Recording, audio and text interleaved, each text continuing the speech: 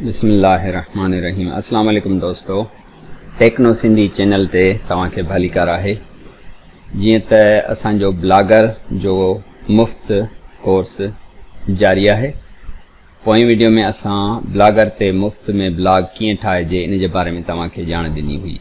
अॼु जे वीडियो में असां सिखंदासीं त असांजो जेको ही ब्लॉग आहे उनखे जेको डिज़ाइन आहे उनजो थीम आहे उहो कीअं चेंज कजे। ही तव्हां पंहिंजे ब्लॉगर जे डैशबोर्ड में जीअं ईंदव त तव्हां वटि हिते थीम जो ऑप्शन आहे। थीम जे ऑप्शन में जीअं असां वियासीं त ही असां वटि मुख़्तलिफ़ क़िस्म जा थीम डिज़ाइनूं मौजूदु आहिनि। जीअं असां इन्हनि मां को बि सिलेक्ट करे असां उनखे अप्लाई कंदासीं त असांजे हिन ब्लॉग जो इन्वायरमेंट सॼो चेंज थी वेंदो। तव्हां ॾिसो पिया त ही डिज़ाइन चेंज थी वियो। असां वरी ॿियो को थीम रखूंसि था।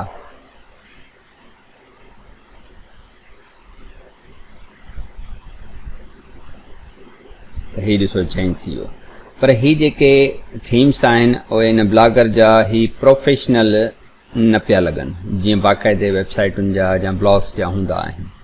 उन जे लाइ असांखे हिकिड़ा प्रोफेशनल सुठा थीम्स सर्च करणा पवंदा। असां गूगल ते लिखूं था सोरा टेम्पलेट्स।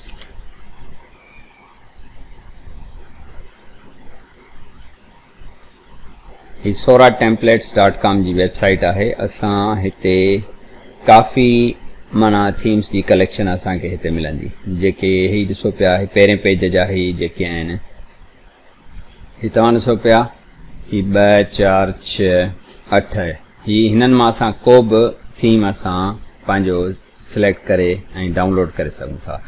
फ़र्ज़ु कयो आउं हिन नियोन ते क्लिक कयां थो त ही थीम असांखे ॿुधाए थो त बाबा ही तव्हां जेकॾहिं डेमो ने ॾिसणु चाहियो त तव्हांजी वेबसाइट कीअं लॻंदी त हिते क्लिक कयो। हाणे जंहिं महिल असां ही थीम अप्लाई कंदासीं पंहिंजी वेबसाइट ते त असांजी वेबसाइट जो लुक कुझु हिन तरह सां थींदो। असां वरी ॿियो को थीम चॉइस कयूं था। असां ॿिए पेज ते हलूं था।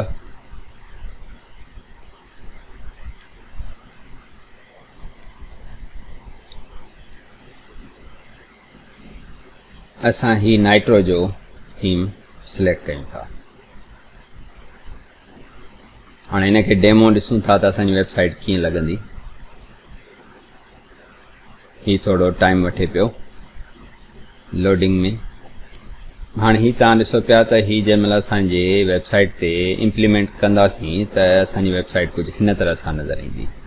असां हिनखे जेकॾहिं वठणु चाहियूं त $12.95 में वठी सघूं था, जंहिंमें ही असांखे प्रीमियम वर्जन में ही ख़ुशूसियतूं माना मिलंदियूं, जंहिंमें रिमूव कंदासीं फुटर जा जेके क्रेडिट्स आहिनि या इनक्रिप्टेड जेके आहिनि स्क्रिप्ट्स आहिनि ऐं जेके आहिनि उन में न हुजनि। जीअं 3 महीननि जी प्रीमियम जेका सपोर्ट आहे उहे ॾींदा। काफ़ी फ़ाइदा आहिनि जेकॾहिं असां इन्हनि में असीं वठूं था इन्हनि जो थीम। पर असां फ़िलहालु फ्री में असां डाउनलोड कयूं था। हीअ असांजो जेको थीम आहे असांजो डाउनलोड थी वियो।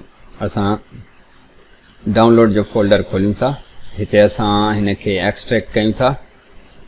हिन जे लाइ तव्हां वटि ही जेको सॉफ्टवेयर आहे WinRAR इंस्टॉल हुअणु तमामु ज़रूरी आहे। असां हिनखे एक्सट्रैक्ट करे हिन जे अंदरि हिकिड़ो फाइल हूंदो आहे XML जो, असां उनखे ओपन कंदासीं। हिनखे जीअं असां एडिट कंदासीं त हिन जी जेका सॼी प्रोग्रामिंग डिज़ाइनिंग आहे उहा अची वेंदी। असां हिनखे सिलेक्ट ऑल करे Ctrl+A करे सिलेक्ट ऑल कंदासीं। पोइ हिनखे Ctrl+C असां कॉपी कंदासीं।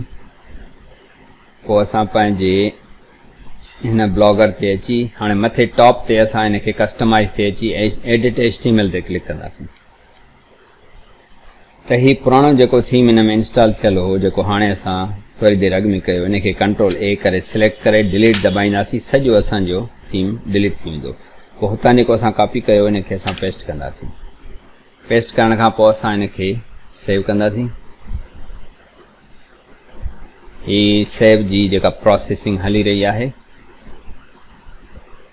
ही कुझु टाइम वठंदो। इहो डिपेंड करे थो असांजे कंप्यूटर जी स्पीड ते। हाणे ही अपडेट थी चुको आहे। असां पंहिंजी वेबसाइट खे रिफ्रेश था कयूं। हाणे ही तव्हां ॾिसो पिया त असांजी वेबसाइट कुझु प्रोफेशनल लॻे पई। हाणे हिते तस्वीर ज़ाहिर न पई थिए, जन तस्वीर बि असां उन में ब्लॉग में हणंदासीं त हिते असांजी तस्वीर एज़ अ थंबनेल बि ज़ाहिर थींदो।